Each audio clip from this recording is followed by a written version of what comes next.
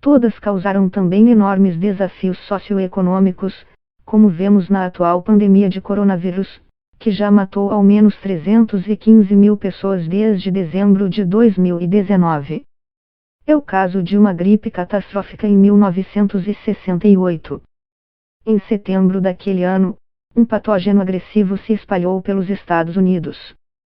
Ele seria batizado depois de gripe de Hong Kong, local onde o primeiro caso foi identificado.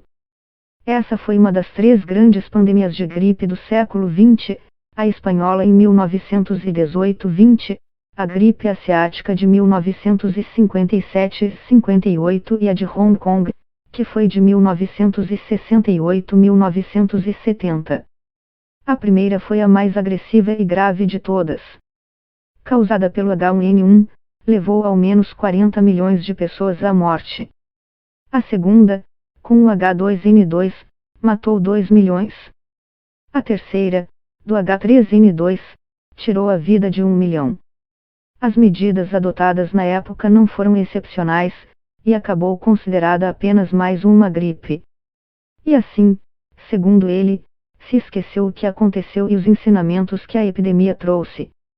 As gripes vêm sempre com uma conotação benigna de que matam apenas idosos com comorbidades, por isso foram sempre banalizadas socialmente, diz Ercoreca.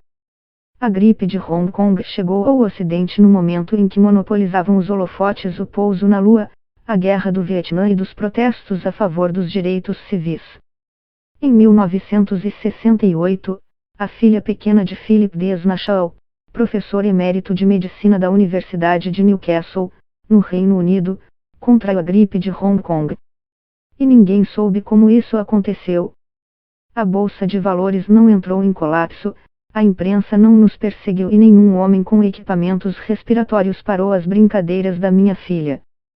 Só nos Estados Unidos, a cifra superou mais de 100 mil mortes, uma proporção 3 ou 4 vezes maior que a média anual de mortes por gripe desde 2010, segundo o Centro para Controle e Prevenção de Doenças, CDC, do ZEUA.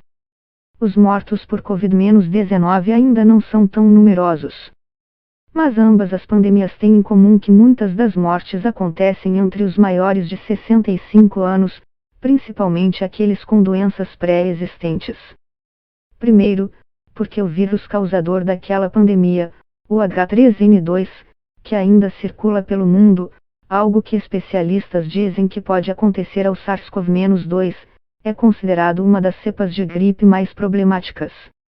37 anos depois, o subtipo H3N2 segue reinando como o vírus de influenza o mais importante e mais problemático para nós humanos, afirma o pesquisador Edwin Deckelbaum em seu trabalho Pandemias de Influenza no Século XX, publicado em 2006.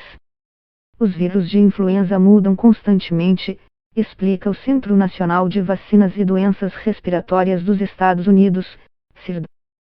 São pequenas mutações que podem dar lugar a mudanças nas proteínas da superfície do vírus que, segundo o órgão, fazem com que o sistema imunológico não o reconheça. Mas ainda que distanciamento social, campanhas de higiene das mãos e recomendações para evitar o transporte público tenham sido adotados, cidades não adotaram quarentenas e todo mundo ainda trabalhava. Naquela época, a imunidade de grupo não foi atingida. Ou seja, não se chegou a um patamar de pessoas infectadas, e depois imunizadas, tão alto a ponto de haver um efeito parecido ao da vacinação em massa. A gripe de Hong Kong teve uma primeira onda suave no inverno de 1968 a 69, mas possivelmente mutou significativamente e produziu uma segunda onda que, na Europa, se deu em dezembro de 1969, relata Ercoreca.